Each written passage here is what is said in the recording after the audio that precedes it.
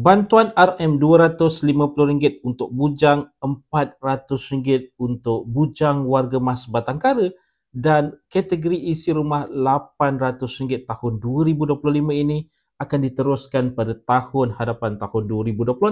Tapi yang menariknya ada penambahbaikan daripada segi amount yang dibayar dan konsep bayaran itu juga akan ditambah baik.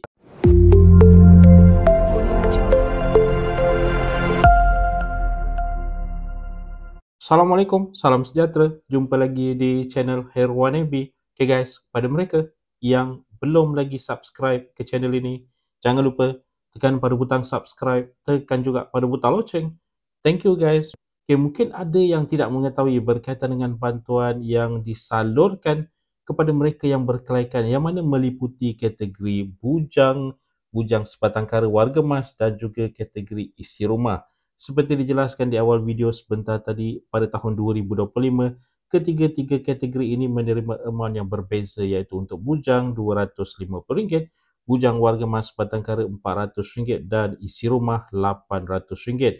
Okay, dan yang menariknya, seperti yang diberitahu juga di awal video sebentar tadi, untuk tahun 2026 nanti, bantuan ini masih lagi berterusan dengan tambahan amount diberikan kepada ketiga-tiga kategori yang dinyatakan sebentar tadi, yang mana untuk kategori bujang 21 ke 59 tahun daripada RM250 tahun 2025 dinaikkan menjadi RM300, manakala untuk bujang warga mas Batangkara daripada RM400 dinaikkan menjadi RM500, dan terakhir untuk kategori isi rumah daripada RM800 dinaikkan menjadi RM950.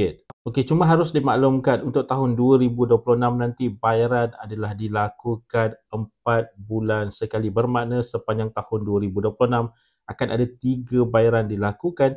Jadi amount itu akan dipecahkan kepada 3 bayaran yang mana akan diberi sama rata. Okay, sebagai contoh, untuk kategori isi rumah tadi jumlah keseluruhan pada tahun 2026 adalah RM950. Jadi 4 bulan sekali akan dibayar RM316 kepada mereka yang berkelaikan.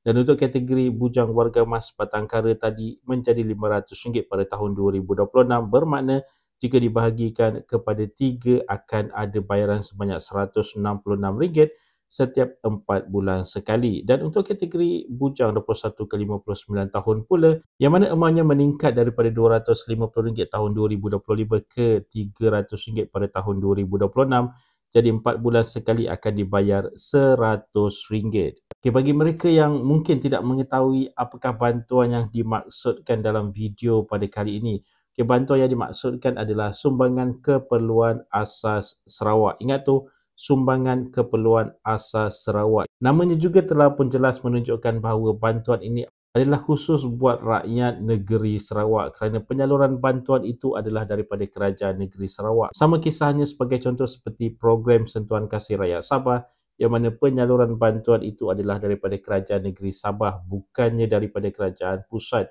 Jangan nanti ada yang buat bising mengatakan kenapa saya di Melaka, kenapa saya di Johor tidak layak untuk menerima bantuan ini. Kerana harus diingatkan penyaluran bantuan ini bukan dari kerajaan pusat seperti dinyatakan sebentar tadi, adalah daripada kerajaan negeri. Jadi untuk sumbangan keperluan asas Sarawak ini adalah disalurkan daripada kerajaan negeri Sarawak kepada rakyat negeri Sarawak. Antara kriteria ataupun syarat-syarat yang telah pun ditetapkan adalah mereka yang lulus pembayaran fasa keempat. Ingat tu, mereka yang lulus pembayaran fasa keempat STR 2025. Jadi kalau katakanlah anda lulus pembayaran fasa keempat STR 2025, anda dah selangkah untuk layak menerima bantuan ini dengan syarat anda memenuhi kriteria-kriteria lain yang telah pun ditetapkan, yang mana antara lainnya adalah anak Sarawak pemegang kad pengenalan K yang beralamat dan menetap di Sarawak. Kemudian untuk kategori isi rumah, antara syarat yang telah pun ditetapkan adalah kahwin, ibu atau bapa tunggal ataupun balu janda duda yang mempunyai tanggungan.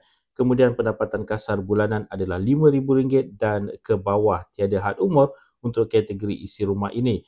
Bagi kategori bujang pula adalah mereka yang bujang ataupun ibu atau bapa tunggal balu janda duda yang tiada tanggungan. Pendapatan kasar bulanan adalah RM2,500 dan ke bawah, dan berumur di antara 21 ke 59 tahun, ataupun kalau bujang orang kurang upaya berumur 19 tahun dan ke atas.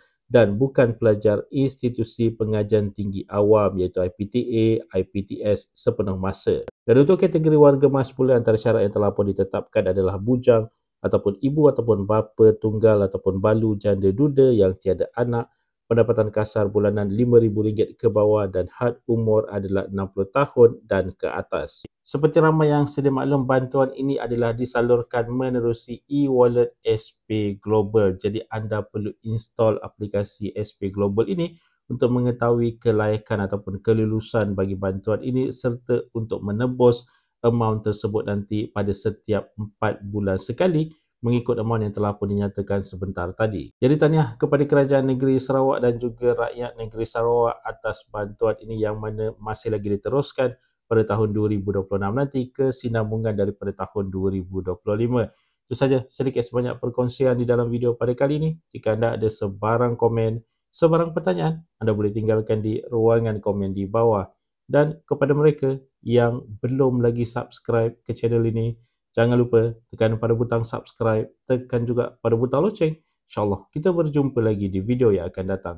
Stay safe, stay healthy. Assalamualaikum.